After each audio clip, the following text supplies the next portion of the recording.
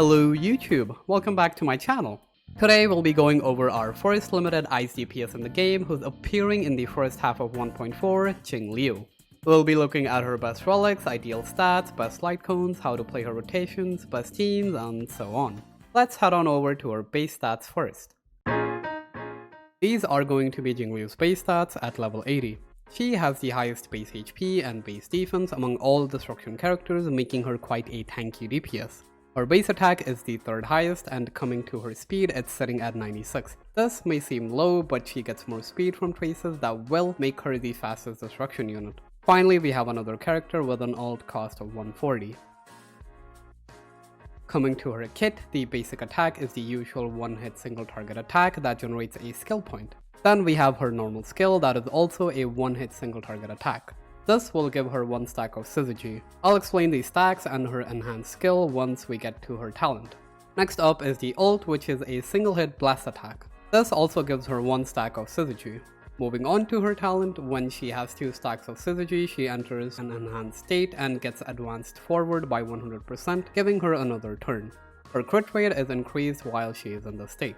Also, she can only use her enhanced skill or ult. The enhanced skill is a 5-hit blast attack which consumes 1 stack of syzygy, but she does not consume a skill point. The weightage of each hit within the enhanced skill is as shown here. Going back to her talent, whenever she attacks with an enhanced skill or ult in the enhanced state, she consumes 4% of total HP from her allies. She does not reduce allies' HP below 1 HP. Her total attack also increases by a % of the total HP consumed, with a cap of a certain percentage of her base attack. This base attack is the sum of her base attack and the base attack of the equipped light cone. To put this simply, if you have a level 80 Jingliu with a level 80 Aeon LC, the cap for attack gain is 2175 if the total HP is 10,069. Syzygy can stack up to 3 times here. This means that when you enter the enhanced state and then ult immediately, you have 3 stacks. Finally, whenever she goes to 0 stacks, she is going to exit the enhanced state. For trace, level up priority, level up the skill, talent, and ult with more focus on the skill, as most of her damage comes from using the skill. Coming to the Ascension traces, the Ascension 2 trace gives her 35% effect res while in her enhanced state. Note that this counts for both CC and non-CC debuffs. The Ascension 4 trace advances her forward by 10% when using her normal skill. This only matters when she performs normal skill at 0 stacks, because at 1 stack, she gets advanced forward by 100% anyway due to her talent. The final Ascension trace increases the ult damage by 20% in the enhanced state. Leveling up all the trace nodes is going to provide her 37.3% crit damage, 9 speed, and 10% HP. Finally, using her technique will create a dimension just like Himiko and Wells techniques, which lasts for 20 seconds. All the enemies present in the dimension will be frozen. After entering combat with any character, she obtains 15 energy and 1 stack of syzygy. There's also a 100% base chance of freezing the enemies in each wave for 1 turn. The frozen enemies will receive damage equal to 80% of Jingliu's attack at the start of their respective turns. And of course, only 1 dimension created by allies can exist at the same time. At a first glance, her playstyle appears to be similar to Blade's in the sense that she doesn't consume as many skill points while dishing out a respectable amount of damage, and just like Blade, it seems like she may not be necessarily locked to the hyper carry role in a team, meaning you can fit her in a lot of team comps. She is the first character to have speed in her trace nodes, and to top it off, she has an advanced forward mechanic on her normal skill, making it so you don't have to hunt for speed and substats as much as you would do for other characters in order to reach specific speed breakpoints. She also gains a huge 37.3% CV from trace nodes as opposed to the typical 24 CV that other DPS have in their traces. The 35% effect res in her enhanced state can definitely come in clutch as well.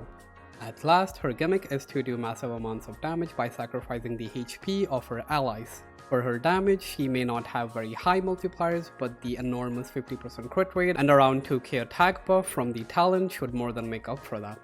We'll discuss the performance of both the survivability and the damage dealing aspects. With all that being said, let's first move on to the relic section. Jingliu is an ice damage dealer, and she gets most of her damage from her skill, meaning buffing the skill is very beneficial. Let's first have a look at the damage formula in order to understand how to maximize her damage optimally. She gains around 2000 attack from her talent. With relics, she will be around 5 to 6000 attack total in her enhanced state. Because of this, the gain from crit stats will be a lot more impactful, but getting more attack is still very fine. Since she also gets a lot of crit rate from the talent, this allows for more focus on crit damage over crit rate in relics, as the cap for crit rate is 100%. Next up, any sort of defense shred will help her damage immensely. And finally, since she has no damage bonus coming from her kit, going for that is vital. So overall, getting a good balance of crit stats, defense shred, and damage bonus is ideal for maximizing her damage output. Before we actually move on to the relic sets, I just want to point out that we are most likely going to have new relic sets in the next patch, but they may not be necessarily intended for Jingliu. We'll just have to wait and see. Anyways, for the 4-piece sets, you can go for either the 4-piece ice set or the 4-piece quantum set. The 4-piece quantum set is indeed pretty good. It provides Jingliu with an unconditional 10% defense shred, and it becomes 20% if the enemy has quantum weakness. This gains a lot more value with a defense shredder like Pella or Silver Wolf on the team, as stacking defense shred gives better value. If you have farmed a good amount of this domain and have some spare pieces, you can definitely consider going 4-piece quantum. If you pair Jingliu with Silver Wolf, you could see more consistent uptime on the full 4-piece effect. When facing quantum weak enemies with a defense shredding support on the team, this is actually her conditional best in slot set. The 4-piece ice set provides Jingliu with a 10% damage bonus increase and a 25% crit damage boost for 2 turns after casting her ult. Note that the ult will always have the crit damage buff, and as the crit damage buff is turn based, it is ideal to ult on her current turn before using her skill. This way you will have the crit damage buff on the ult followed by the skill right after on her current turn, and then it persists for 2 more turns. Here's a few tables describing each scenario to grasp a better understanding of the turn-based buff mechanic. If you ult on her turn before taking any action, you technically have the buff for 1 more turn. So overall, this is going to be her general best in slot set. There's also the 4-piece Disciple set, but it relies purely on being hit. As per the wording, Jingliu herself needs her HP consumed, but her HP drain consumes only the HP of her allies and not herself. This makes it quite inconsistent. Moving on to the 2-piece set options, go for 2-piece ice plus 2-piece attack. The 2-piece speed set is actually quite unnecessary, and this is because she starts at 130 speed with speed traces and speed boots. At 132 speed with her Ascension trace that advances her forward, you have the same value that you would get from 134 speed. So you just need 2 speed and substats. Also, if you're pairing her with E1 Tingyun, you do not have to worry about speed at all. Going for the next speed breakpoint, however, will require you to have 141 speed on her, which matters only if you finish a wave in exactly 5 turns. In my opinion, instead of chasing for speed and substats, just let it happen naturally. In conclusion, try to just get 1 roll of speed if you don't have E1 Tingyun, and if you do have E1 Tingyun, don't worry about speed at all. Other than the 2-piece ice and 2-piece attack combinations, there's nothing else currently available that's worth going for. Let's now have a look at the Relic set ranking. Do keep in mind that you may see varying results based on different team comps. I've gone with Tingyun and Pella as this team comp is more free-to-play friendly. Also, I'd like to stress that the 4-piece quantum set has good performance due to stacking defense shred on top of Pella's defense shred. Coming to the planar options, Redolent Arena will provide the best damage assuming same substats on other sets. The 1-Wax set isn't good enough in my opinion, but if you do happen to have good substats on Salsodo or Triple S over Redolent Arena, you can definitely consider using them. Do note that you need at least 20% crit rate on the stats screen to satisfy the Redolent Arena's condition in her enhanced state. You also do not get the damage bonus on her normal skill with Redolent Arena, but that's fine as it contributes very less to her overall damage as compared to her other attacks. Now here's the planar set ranking. Let's first talk about the ideal crit rate to crit damage ratio that's optimal for Jingliu. You should aim for 50 crit rate maximum and 180 crit damage or higher on the stat screen. When considering 2 broken keel supports, you'll be at 50-100 ratio. This way, when you are in the enhanced state, you will be at a 100 to 200 crit ratio. The reason I am recommending close to 100 crit rate is because her ult is a one-hit attack and it would be a considerable amount of damage loss if you do not crit. The same applies for the last hit of her enhanced skill, which has 50% weightage of its total damage. As for the main stats, you can go either crit damage or crit rate depending on substats. I'm personally going crit rate because I have plenty of crit damage subs and I want to reach a 51-80 ratio like I mentioned. For boots, go speed unless you're running her with characters like Bronya or Asta. In these cases, you want to go attack percent boots. The sphere should ideally be ice damage bonus. In my case, switching to an attack percent sphere is about a 10% damage loss overall, which is quite significant. As for the robe, go for attack percent. With how much energy she gains from her normal and enhanced skills, the rope is not going to help her rotations at all. As you can see, they are pretty much the same, assuming you get hit one time or you defeat one enemy once every 4 turns, which is very plausible. This goes for teams with Tingyun as well. All in all, aim for 50% crit rate and 180% crit damage on the stat screen with 2 speed and substats. Go for as much crit damage as you can after that. Attack percent is fine too, but it's definitely not as beneficial as crit damage. Attack percent will see more value if you already have a high amount of crit damage. In my case, having even to 80% crit damage and then getting an additional crit damage roll is still better than getting an attack percent roll, but the difference is only about 0.6% in damage. Rest of the substats like HP and defense are okay for survivability. Effect risk can also be decent since you're stacking it up from 35% from one of her ascension traces.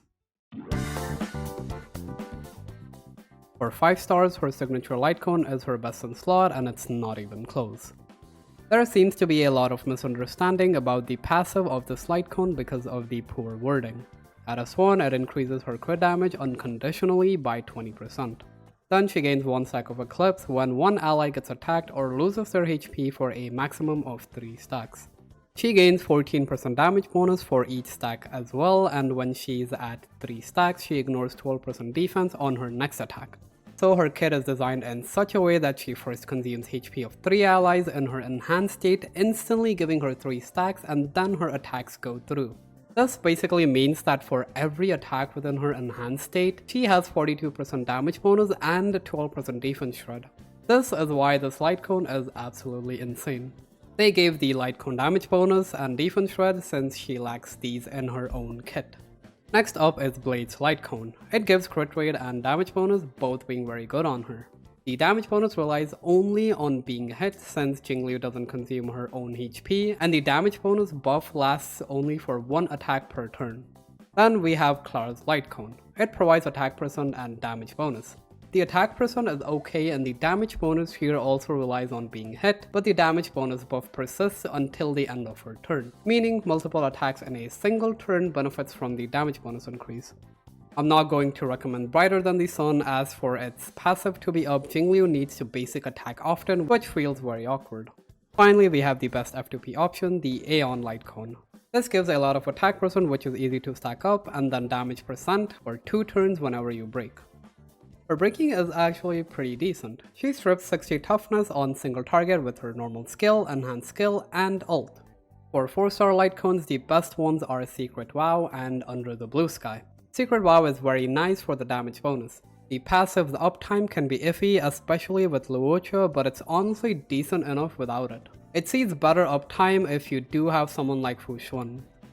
Under the Blue Sky needs the passive up and running for it to be good, or else it feels really awful. Rest of the 4 stars give her only attack, which isn't that great. The 3 stars have very low base attack, so their damage is not up to the mark. Here we have the LC ranking with Tingyun and Pella as her supports.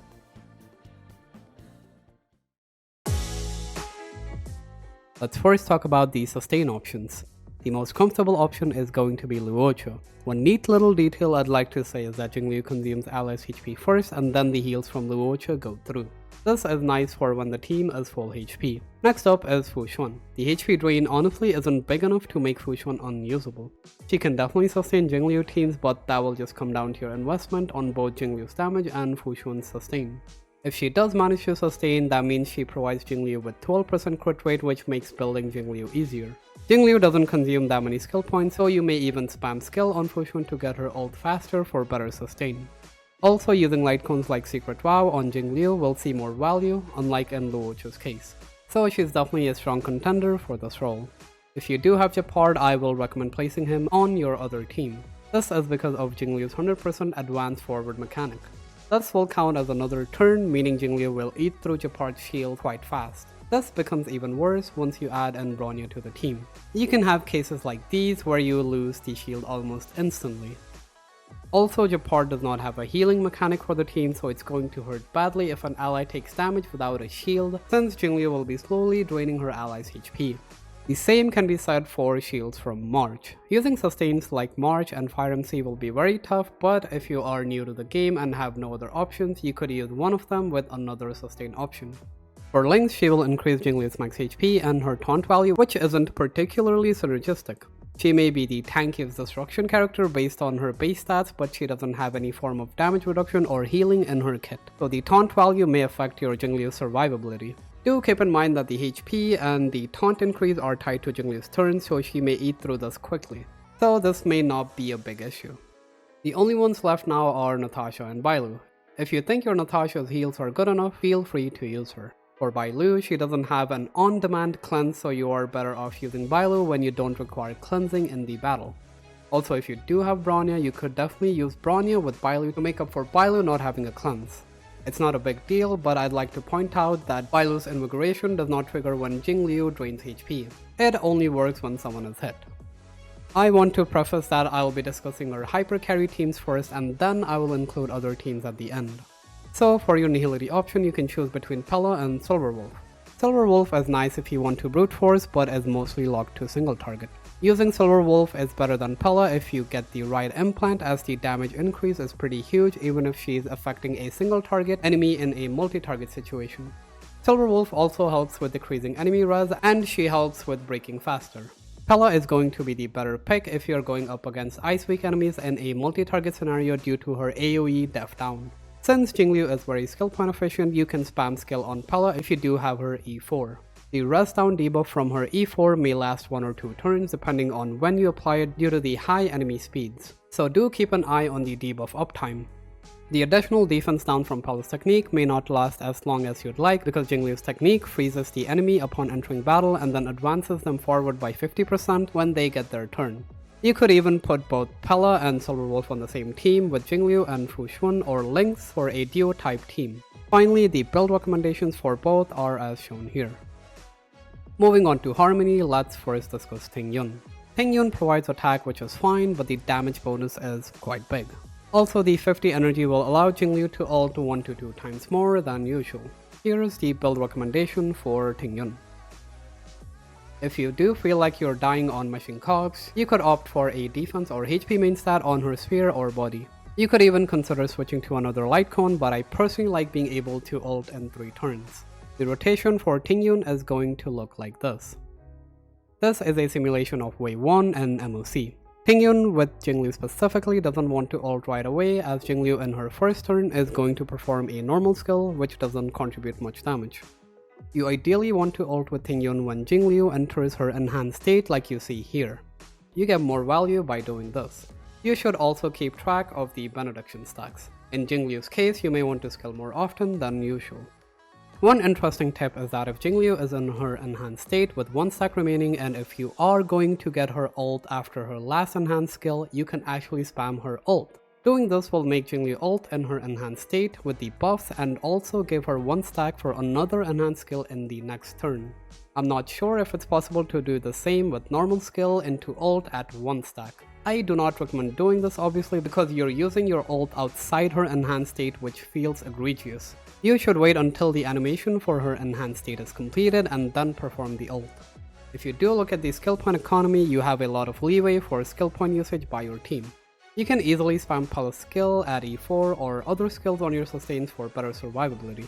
You could have a look at the rest of the rotation for Wave 2 as well in order to better understand how she functions.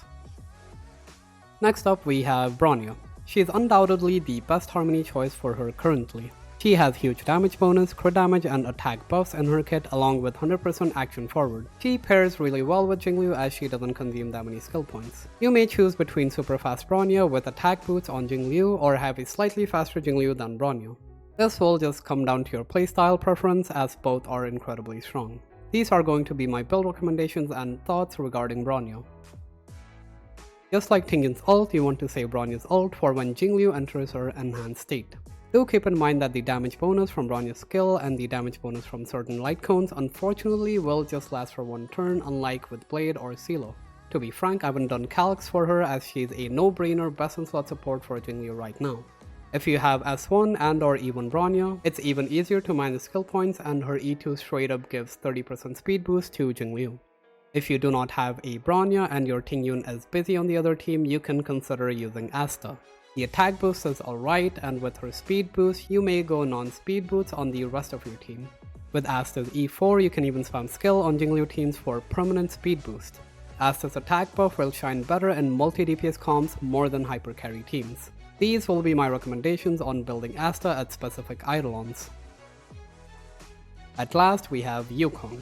I wouldn't suggest running Yukong as she buffs attack that Jingliu has a lot of already, and the crit rate buff from Yukong's ult is going to make Jingliu overcap.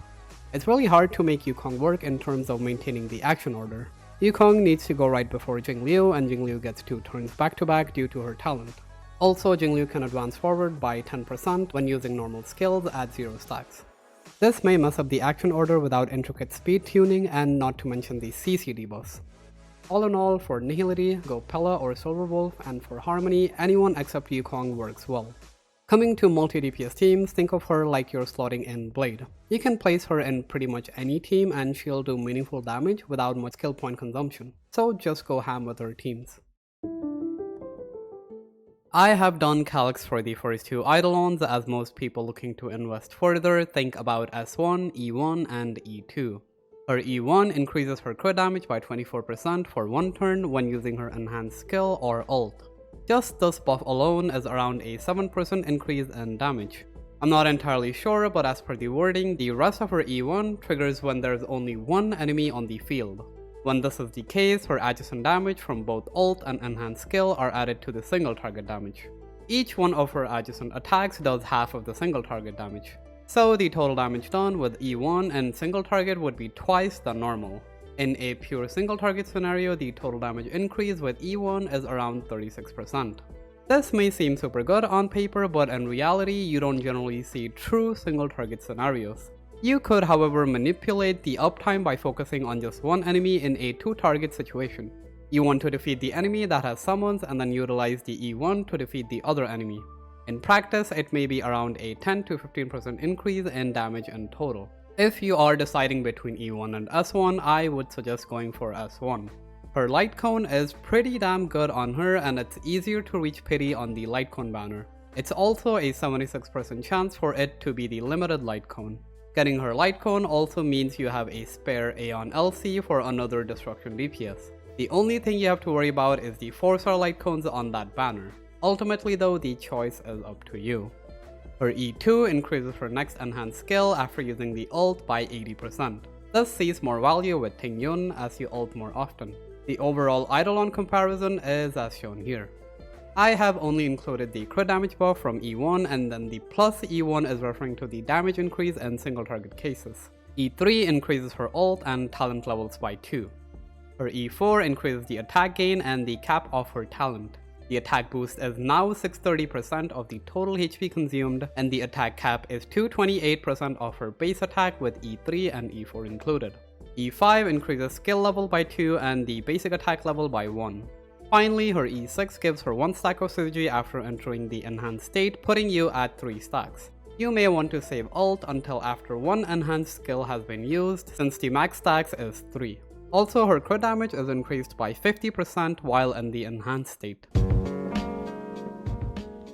Jingliu is looking to be quite a potent damage dealer. It goes without saying that the destruction characters perform exceptionally well in the current content, and well, Jingliu is no exception. People may be put off by her multipliers, but the massive buffs that she gets from her talent easily more than balances the scale. People are definitely going to compare her with IL, and truth be told, her damage may not be as high as IL, which makes perfect sense given how skill point efficient she is compared to IL, and because she offers this, she makes better use of the best buffer in the game, Bronyo. This makes her super competitive with IL.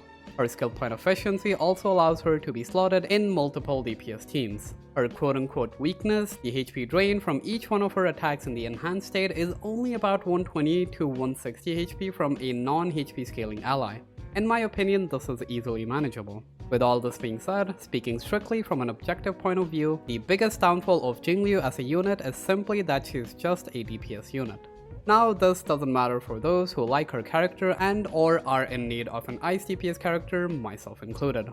To summarize my thoughts, here are her pros and cons according to me. Finally, let's assess her pull value as a DPS character. In my opinion, she's easily going to be top tier for those in need of a damage dealer. Not just that, but we don't have much of a competition for the ice DPS category. This adds on more significance to her pull value at the moment. Considering how Blade works currently in the game, it's safe to assume that she's going to be very autoplay friendly as well. At last, her strength going into the future will also be interesting. We do have Ruan Mei and Sparkle coming out in the near future. We'll have to wait and see how their kits are going to look. And that brings us to the end of this guide. Thank you as always for supporting me and my channel. We actually managed to hit 500 subs recently, and for that you all have my gratitude. Also, if there's any corrections or additions that are needed, I will have them pinned in the comment section below, so be sure to look out for that. With that being said, I will see you guys on my next video. Peace!